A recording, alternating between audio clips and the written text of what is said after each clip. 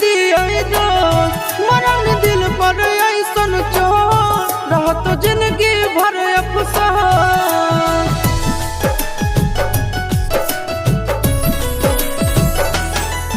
अपने नहायापन होवे नसीब के की दिए दोस्त मरन दिल पर ऐसन चोट रहत जिंदगी भर अफसोस।